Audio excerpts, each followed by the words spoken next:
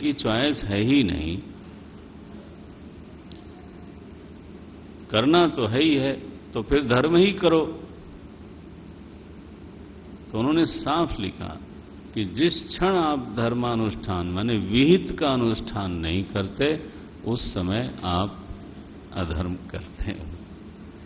तो इंद्रद्युम्न का प्रजा के प्रति कर्तव्य है, राष्ट्र के प्रति कर्तव्य, वो उन्होंने पूरा नहीं किया। असमय में ये सब बिगाड़ के चले गए। भाई व्यवस्था लगाओ, तो उसका दंड मिला। लेकिन भक्ति की महिमा यह है कि ठीक है, ये भागवत धर्म है, धर्म का फल दुष्कर्म का फल मिला, लेकिन भक्ति ने साथ नहीं छोड़ा, तो फिर से वो प्राप्त हुई। और अंतिम जो विजय है, हाँ, वो भक्ति की हुई। अंततः गजेंद्र मुक्त ही हुआ है। तो आप विचार करके स्वयं निर्णय कर लेना कि भक्ति की महिमा कहाँ, कर्तव्य की महिमा कितनी, कर्तव्य त्याग, राम राम। ये गहना कर्मणो गति जो कहा, तो कथा में आपको कह दिया गया, अब अपना अपना निर्णय ले लेना। बोलते हैं पांचवें मनु, तो ध्यान रखना, चौथे मनु की कथा थी तामस की। पांचवें मनु है रैवत, 5वें अध्याय में आता है। छठे मनु है चाक्षुष, और ये चाक्षुष जो छठे मनु हैं, इन्हीं के शासन काल में, सुखदेव जी महाराज कहते हैं, इन्हीं के शासन काल में समुद्र मंथन हुआ था। और उसी समुद्र मंथन के निमित्त से भगवान ने अजित भगवान का अवतार लिया, कच्छप का अवतार लिया, धन्वंतरी का अवतार लिया और मोहिनी का अवतार लिया। लेकिन मुख्य उसमें अजित भगवान का अवतार माना जाता है। तो बोलते हैं, ये 9वां श्लोक है, तत्रापि देवः सम्भूत्यां वैराजस्या भवत्सुतः अजितो नाम भगवान अंशेन जगतः पतिः। तो ये हुए चाक्षुष मनवंतर में समुद्र मंथन की घटना घटी। तो देखिए भागवत के वर्णन की प्रक्रिया क्या है। अगर आप कैटेगराइज करना चाहें तो पहले मनु की कथा 7 अध्याय 7 स्कंद तक, दूसरे मनु, तीसरे मनु का कोई विशेष प्रकरण नहीं, चौथे मनु में गजेंद्र मोक्ष की कथा आई तामस में, तो फिर उसकी कथा आई 8वें स्कंद में। 5वें मनु के शासन काल में कोई विशेष घटना नहीं घटी, ईशानु कथा नहीं हो सकती। तो छठे मनु के शासन काल में जो चाक्षुष मनु हैं, उनके शासन काल में ये घटना घट गई। बोले महाराज ये कैसे हुआ समुद्र मंथन? समुद्र मंथन हुआ ऐसे कि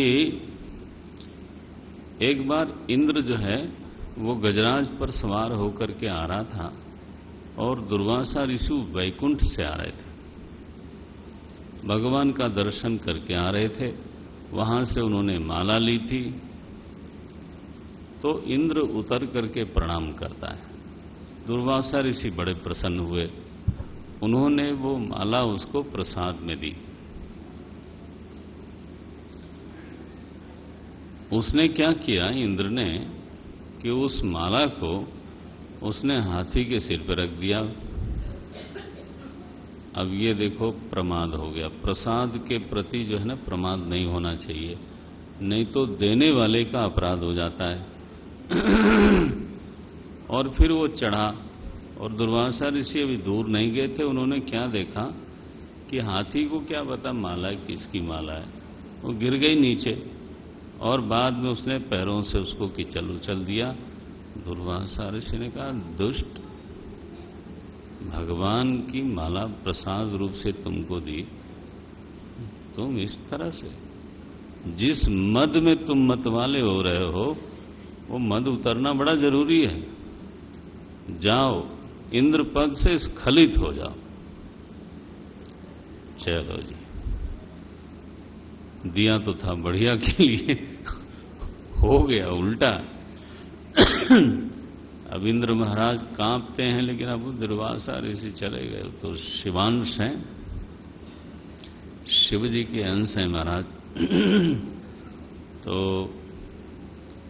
हुआ ऐसा कि जैसे ही शुक्राचार्य जी को पता चला, उन्होंने अपने शिष्यों को कहा बस करो आक्रमण। तो बलि उस समय, विरोचन का पुत्र जो है बलि, वो दैत्यों का राजा था। आक्रमण किया उसने और इंद्र पराजित हुए, स्वर्ग से इनको भगा दिया गया और बलि त्रिलोकी पर राज करता है। इंद्र बेचारे भटक रहे हैं, भगवान के पास गए, बोले महाराज कहीं से कोई उपाय नहीं मिला। भगवान कहते हैं ऐसा करो, बलि बहुत धर्मात्मा राजा है, वो इतना बढ़िया राजा है कि उसको दंड नहीं दिया जा सकता। किस बात के लिए दंड दें? बोले महाराज तो फिर मेरे लिए कोई होप? बोले वो ये है कि आप संधि करो जाके। बोले मैं उससे जीवन भर लड़ाई। अरयो अपि संधेया, देखना ये भगवान का वाक्य है, 6ठे अध्याय का 20वां श्लोक है। अरयो अपि संधेयाः सति कार्यार्थ गौरवे, अगर बड़ा काम हो तो दुश्मन से भी संधि करनी चाहिए। भगवान ने तो ऐसा ही कहा है, ध्यान रहे। अरयो अपि संधेयाः। और देखो तुम इस स्थिति में नहीं हो कि तुम अपनी शर्तें रखो, तो वो बलि के पास जाओ, जो वो शर्त बोले उसको आप स्वीकार करो, क्योंकि यू हैव नो ऑप्शन। बोले महाराज लेकिन संधि करने के लिए हमारे पास, माने हम क्या बताएं कि इसलिए हम संधि करना चाहते हैं। बोले संधि का प्रयोजन यह है कि क्षीर सागर का मंथन होना है, खारे सागर का नहीं। हाँ, क्षीर सागर का मंथन होना है और वो हम लोग अकेले नहीं कर सकते, तो दोनों शक्तियां मिलके मंथन करें, उसमें से अमृत निकलेगा और हम लोग अमर हो जाएंगे, बांट लेंगे आपस में। जब तुम ये प्रकल्प उनको दोगे, ये प्रस्ताव करोगे, तो कार्यार्थ गौरव है, चूंकि प्रयोजन बहुत गुरु है, प्रयोजन बहुत बड़ा है, तो उसके मन में लग सकता है कि चलो मिल लेते हैं। गए हैं महाराज। भगवान ने कहा था अपनी कोई कंडीशन न रखना। यूयम तद अनुमोदध्वम यदिच्छन्ति असुराः सुराः सुराः यूयम अनुमोदध्वम। 24वां श्लोक। आप बिल्कुल अनुमोदन कर देना, इधर उधर न करना। इंद्र महाराज गए बलि के पास, दैत्यों ने तो तलवार उठाई मारने के लिए, तो देवता लोग एक प्रतिनिधि मंडल लेके गए थे। बलि ने रोका, बोले ये हमारे घर आया है, वैसे भी मारना नहीं चाहिए, लेकिन कोई काम होगा, सुनते हैं इसकी। इंद्र ने जब प्रस्ताव किया, बलि को ठीक लगा और संधि हो गई। तो समुद्र मंथन की वो लोग तैयारी में जुटे हैं, तो थोड़ी देर लगती है तैयारी में, यू नो। तो हम लोग फिर आधे घंटे बाद, 20 मिनट बाद, तब तक वो लोग तैयार हो जाएंगे। तो हम लोग फिर समुद्र मंथन कर करा के आज बस अब 8वां स्कंद पूरा होने वाला है। 9वें स्कंद में भगवान श्री रामचंद्र का अवतार होगा। ओम ओम तत्सत।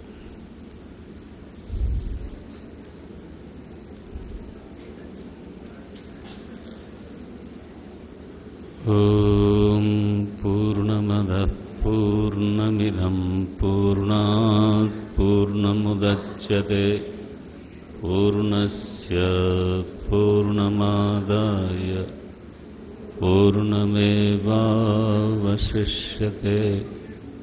ॐ शांति शांति शांति। और उन्होंने जो भी शर्तें रखी हैं तो भगवान की जैसी आज्ञा थी, देवता लोगों ने उसको स्वीकार कर लिया। कई बार मन में ये भाव आता है, ये प्रश्न आता है कि भगवान बार बार देवताओं का संरक्षण क्यों करते हैं, भगवान का पक्ष क्यों लेते हैं, ऐसा लगता है। तो पक्षपात का जहां तक संबंध है उसके बारे में तो एक व्याख्या तो हो चुकी है। असल में होता यह है कि कर्म के अनुसार कोई विशेष जीव होता है जिसको इंद्र पद मिलता है। वो उसके पुण्य की, वो उसके कर्मों की कमाई है और एक नियत समय के लिए उसको इंद्र पद मिलता है। तो मनु महाराज का जो काल होता है 71 चतुर्युगी, तो उतना ही काल होता है इंद्र का। तो मनु महाराज की एक तरह से एक कैबिनेट है ये। मनु महाराज हैं तो उनके नीचे इंद्र हैं और सलाहकार में मनुपुत्र और इंद्रपुत्र दोनों हैं, सप्तर्षि हैं। तो इस तरह से ये एक अति मानवीय दैवी शासन की व्यवस्था है।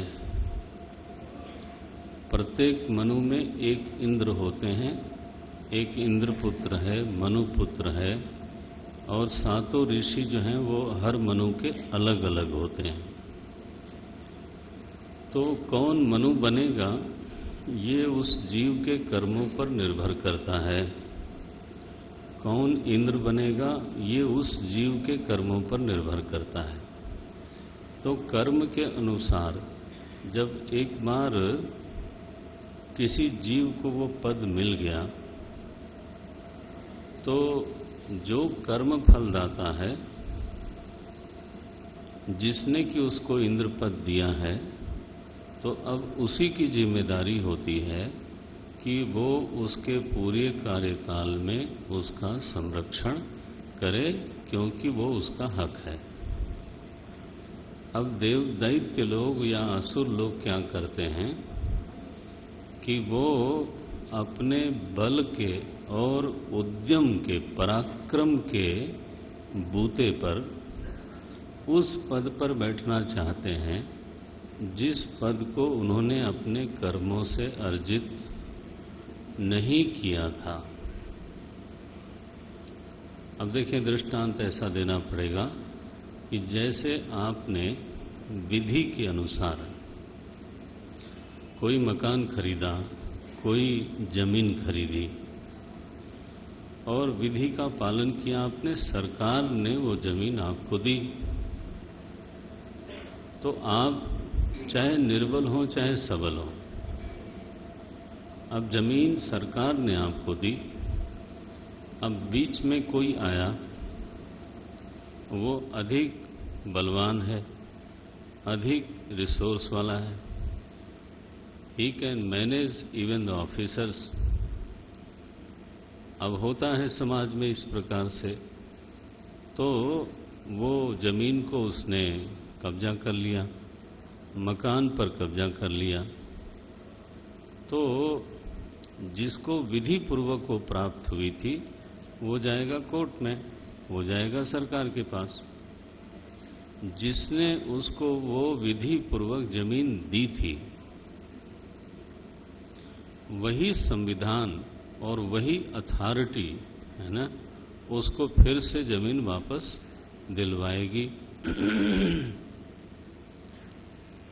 तो न्यायाधिकरण जो कोर्ट है वो, आप उसको ये नहीं कह सकते कि जब उसमें पराक्रम ज्यादा है तो जमीन पर उसका हक बनता है।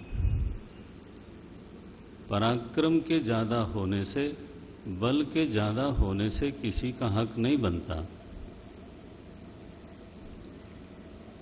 तो किसका वो पद है, विधि सम्मत अपने पुण्यों के अनुसार किसको वो पद मिला है, और जिसको वो पद मिला है तो किसी ने दिया है, कोई अथॉरिटी है जो उसको अथराइज करती है कि ओके इतने सालों के लिए, इतने महीने के लिए ये जमीन आपकी है। और बीच में कोई आके गुंडागर्दी करे तो ये दैत्य लोगों का चरित्र कैसा हो जाता है, इट बिकम्स लाइक ए गुंडागर्दी। चूंकि उसमें उनमें पराक्रम ज्यादा है, चूंकि उनमें बल ज्यादा है, और फिर वो हमेशा ही तो जो उनका बनता नहीं है उसके लिए प्रयास करते हैं।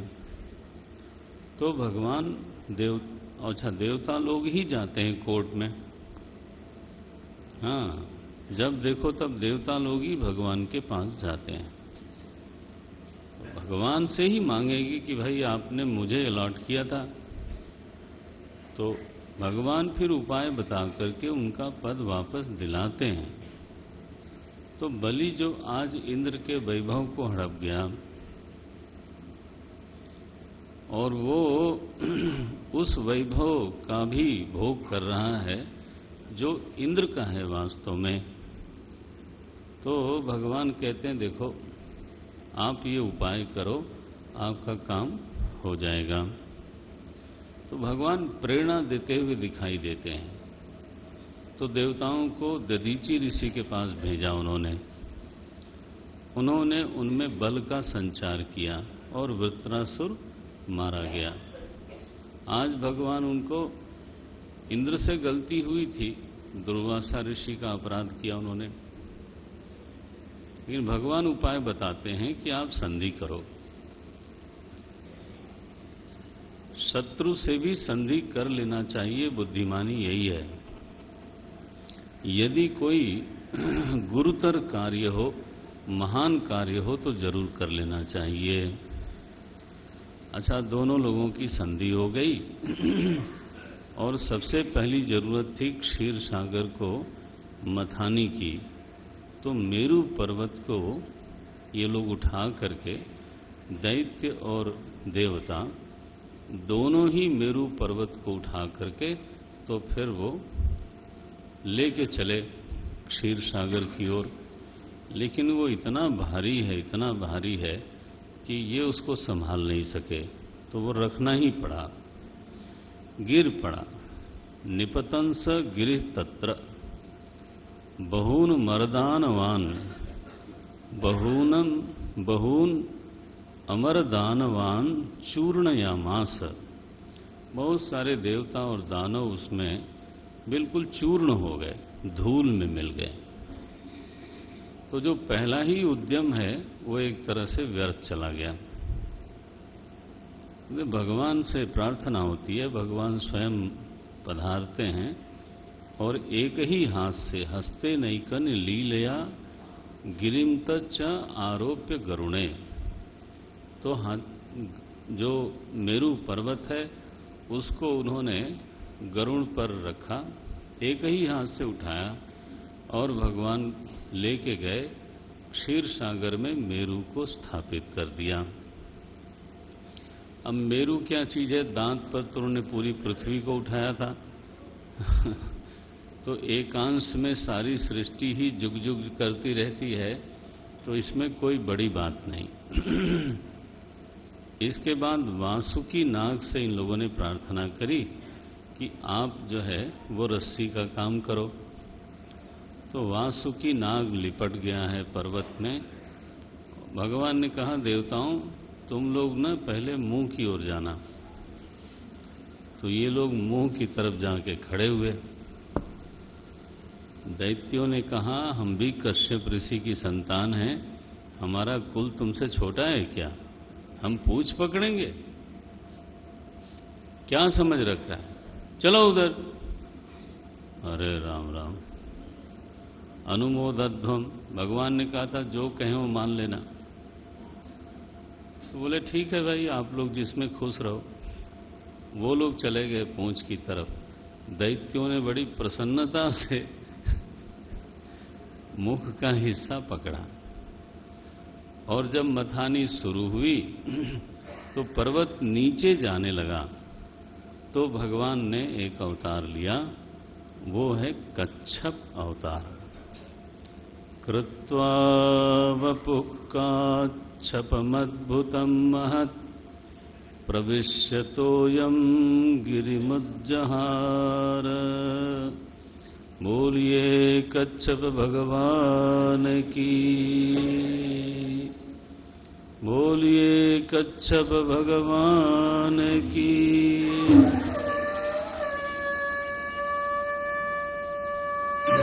तो भगवान ने पर्वत को धारण किया और मथानी चलने लगी।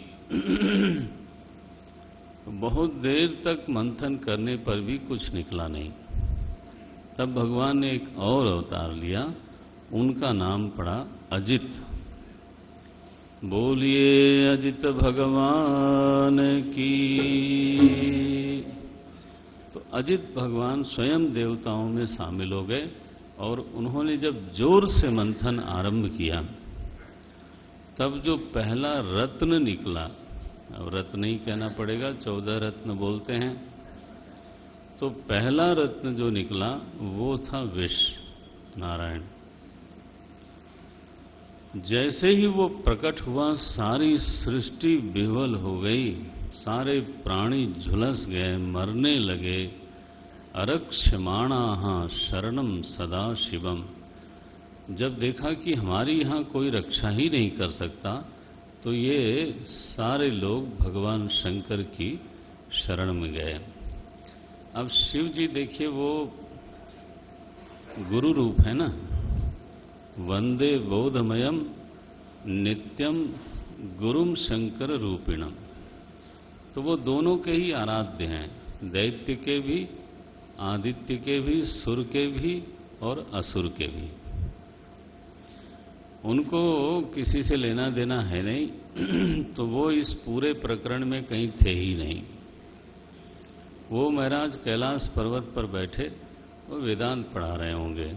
उनका तो एक ही काम था, ध्यान करना है और शिष्य लोग, जिज्ञासु लोग अथवा वेदांत के रसिक लोग वहां बैठते हैं। जब उनकी आंख थोड़ी खुलती है तो शुरू करते हैं, वांग में मनसी प्रतिष्ठिता। तो वाणी मेरे मन में प्रतिष्ठित हो जाए, शुरू होते हैं। आत्मा वाइदमेक एवाग्र आसीत नान्यत किंचन मिषत्, वहां से शुरू करते हैं। तो अब ये लोग भागे गए शिव जी की शरण में, बिल्कुल निर्वैर। इसलिए विदुर जी ने वो विशेषण दिया, निर्वैरः न कस्यचित पक्षम भजते। मालिक साहब ऐसे हैं लेकिन निष्ठुर नहीं है। तो जब देवता और दैत्य दोनों ही भागे भागे गए उनके पास, बोले क्या हो गया भाई? बोले महाराज हम चले थे खोजने अमृत और निकल आया विष, अब पूरी दुनिया मरी जा रही है, आप रक्षा करो। शिव जी ने देखा भाई ये तो सच में संकट है। अब वो संहार के देवता हैं, कह सकते थे बाड़म भाई संहार होने जा रहा है, खुश रहो। नहीं, वो संहार मंगार के देवता नहीं है महाराज, वो तो मुक्ति के देवता हैं। पूरे प्रपंच का आत्यंतिक संहार तो मुक्ति में मिलता है, उससे गुरु की संगति लगती है। गुरु भी संहार का ही देवता है। वो जीवत्व का संहार कर देता है। प्रपंच में तो केवल वो लीन दशा प्राप्त होती है।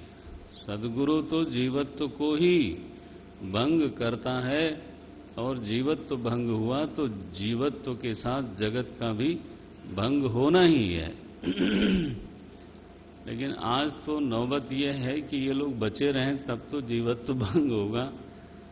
तो उन्होंने पार्वती अम्बा की ओर देखा। पुरुष लोगों सुन लो इसको, कोई बड़ा काम करने जाओ तो जरा देख लिया करो, माने पूछ लिया करो। लिखा है कि